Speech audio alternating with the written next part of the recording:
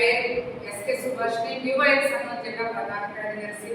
ఈ రోజున వివోఎల్ జిల్లా కమిటీ సమావేశం ఏర్పాటు చేసుకున్నాము.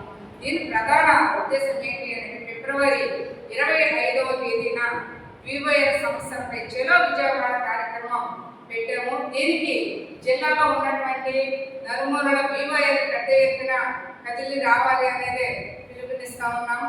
అదేవిధంగా ఈ రోజున వివోఏలు అనేక సమస్యల్ని ఎదుర్కొంటూ ఉన్నారు.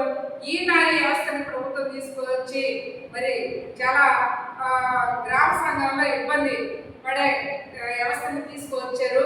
అదే కాదు, ఈ రోజున అనేక సమస్యలు ఈ రోజున రాజకీయ ఒత్తిళ్లు కానివ్వండి, అదేవిధంగా గ్రామ సంఘాల్లో పని విధానంలో, ఆన్లైన్ వర్క్ విధానంలో వివోఏలు అనేక సమస్యలు ఎదుర్కొంటూ ఉన్నారు.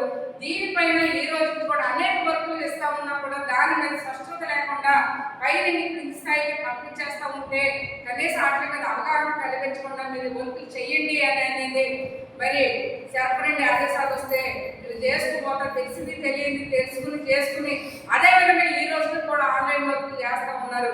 ఈ రోజు సీసీలు కానీ ఏపీఎంలు కానీ ఒక వర్క్ వస్తే దీని మీద అవగాహన కల్పించే సదస్సు ఎక్కడ కూడా పెట్టి దాని మీద అవగాహన కల్పించిన తర్వాత ఫీల్డ్లోకి వెళ్ళమనే పరిస్థితి లేదు.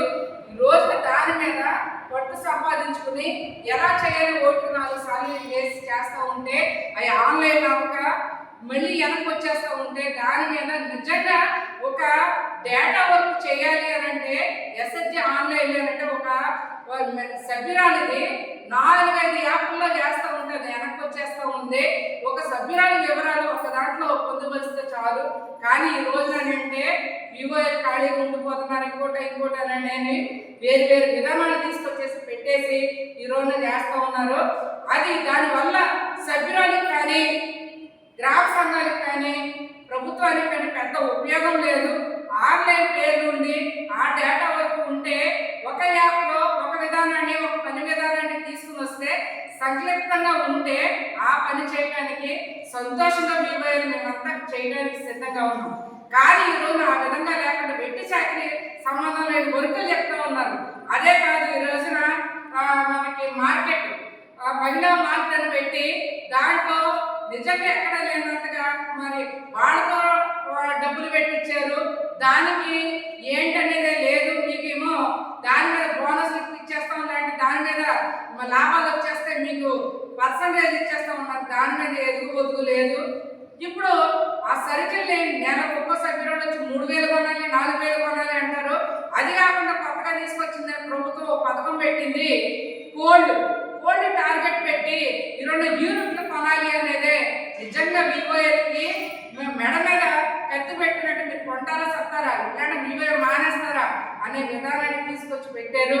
మరి ఇవన్నీ కూడా ఓర్పుతో నేర్పుతో చేసుకుని ఈ రోజున మన బానిసేవక బ్రిటిష్ కాలంలో ఉన్నట్టు ఆ విధంగా వీళ్ళు పనిచేస్తూ ఉన్నారు. ఆ పరిస్థితికి వెళ్ళిపోయింది. అధికారులకి కొత్తగా మనం పని చేయాలి, రాజకీయ నాయకులకి సమన్వయం చేసుకుని చేయాలి, గ్రూపులకు సమన్వయం చేసుకుని చేయాలి, కుటుంబాన్ని ఎన్ని చేసుకోవాలంటే ఎంతగా పర్మనెంట్ అనంటే ఏది లేదు. ఇలాంటి వ్యవస్థలో మరి డిఆర్డిఎల్ సెల్ఫ్లో మన ఆవేదనతో ఈ మహిళలందరూ కూడా వివోఏలు ఈరోజు చేస్తూ ఉన్నారు.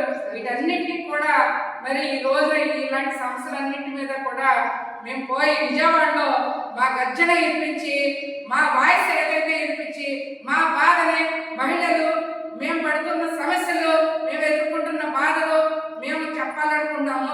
అదే కాదు, ఈ రోజున ఏలూరు జిల్లా చంద్రపూడి మండలంలో గణిచర్ల గ్రామంలో సరిత అనే వివోఏని అసలు ఏ విషయం లేకుండా కాల పరిమితి రద్దు చేసిన కూడా మొట్టమొదటి కేసు. ఆ అమ్మాయిని సరిగ్గా పలకరించలేదు, వివరాలు చెప్పలేదు అని ఒక వాదన పెట్టి రాజకీయ నాయకులు, అక్కడ గ్రామ సంఘ సెక్రటరీ మరి ఆమె మద్దతు తీసుకుని ఇంటింటికి సంతకాలు పెట్టించేసి ఆమెను అక్రమంగా తొలగించాలనేది చూస్తూ ఉన్నారు. దీన్ని మేము తీవ్రంగా వివోఏల సంఘాన్ని ఖండిస్తూ ఉన్నాము. ఆమె డ్యూటీ పరంగా అందరికీ కూడా అవగాహన కల్పిస్తూ పథకాలు తీసుకెళ్తూ ఉంది.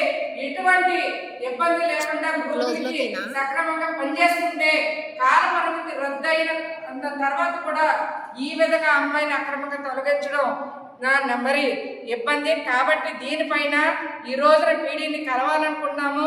కలిసి మరి మా బాధను చెప్పాలనుకుంటున్నాం. వెంటనే పీడీ గారు స్పందించి ఆమె న్యాయం చేయాలనేదే, అక్రమ తొలగింపులు ఆపాలనేదే కోరుతా ఉన్నాం.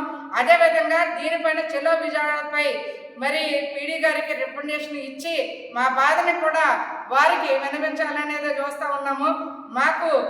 మేము వెళ్తున్న ఈ ధర్నాకి చెలో విజయవాడ జయప్రదం కావాలనేదే ఈ సందర్భంగా తెలియజేస్తూ, ఇందులో నలుమూలలో ఉన్నటువంటి బీవైలు ప్రతి ఒక్కరు కూడా పెద్ద ఎత్తున హాజరు కావాలి అనేది ఈ సందర్భంగా మన సిఐటియుగా బీవైల సంఘంగా పిలుపునిస్తున్నాను మిత్రులారు.